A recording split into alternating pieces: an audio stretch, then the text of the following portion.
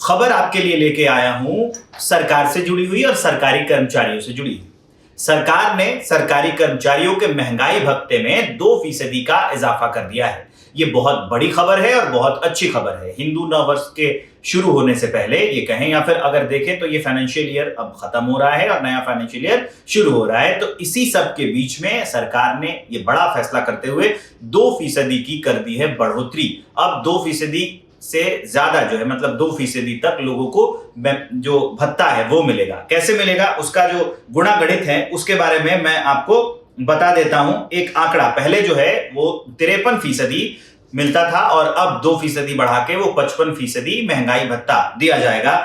एक एग्जाम्पल के तौर पे मैं आपको बता दूं कि मान लीजिए अगर किसी की जो सैलरी है बेसिक वो 50,000 की है तो उसको महंगाई भत्ता जोड़ के अगर देखें कि 53% के हिसाब से वो 26,500 रुपए का मिलता था और अब जब उसमें बढ़ोतरी हो गई है तो 2% इसमें और जोड़ देंगे तो 55% के हिसाब से 27,500 का महंगाई भत्ता मिलेगा। तो पहले 26,500 और अब 27,500। जिसकी सैलरी 50,000 है, उदाहरण के तौर पे मान लीजिए किसी की सैलरी अगर 70,000 हो जाती है तो उसमें 37,100 रुपया उसको मिलता है और उसमें अगर देखें कि 55% के हिसाब से तो उसे 38,500 रुपया मिलेगा, यानी कि उनकी सैलरी में 1,400 रुपए का इजाफा हो जाएगा। ये मैं आपको एक क्राइटेरिया बता रहा हूं, एक उदाहरण के तौर पे कि कैसे सैलरी में इजाफा किया गया। इसके अलावा मान लीजिए किसी की अगर अधिकारी लोग हैं उनकी सैलरी ज्यादा होती है तो उनकी सैलरी अगर 1 लाख रुपए है तो 53% के हिसाब से उनको 53,000 का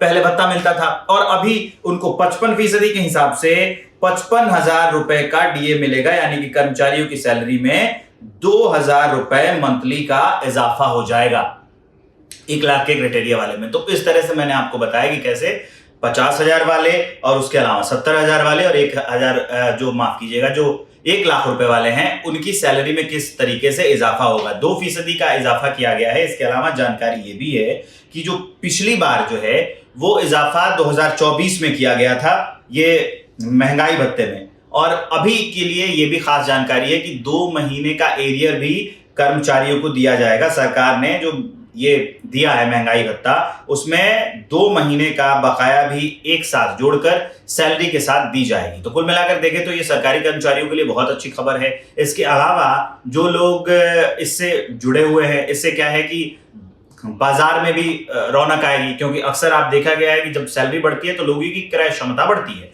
क्रय क्षमता बढ़ती है तो वो पैसे जाकर बाजार में इन्वेस्ट किए जाते हैं तो उससे बाजार में भी फायदा होता है। तो ओवरऑल सरकार का एक अच्छा कदम और आम जन तक, आम लोगों तक पहुंचने के लिए ये एक बहुत अच्छा प्रयास है और जो बाजारों की रौनक है वो वापस लौट आएगी। अगर देखें तो इन दिनों बहुत सारे त्योहार भी हैं, खबरों से बहुत असर पड़ता है। बहुत सारे त्योहार अभी हाल में ईद आ रही है, उसके बाद देखेंगे तो रामनवमी आ जाएगी और फिर से वो क्या कहते हैं उसको हिंदू धर्म के अनुसार वो जो चैत्र के शुरू होते हैं नवरात्रे वो भी शुरू होने वाले हैं। तो आने वाले दिनों में ये जो त्योहार है अगर ये दिए जो बढ़ा हुआ है इसका असर भी बाजारों में देखने को मिल सकता है।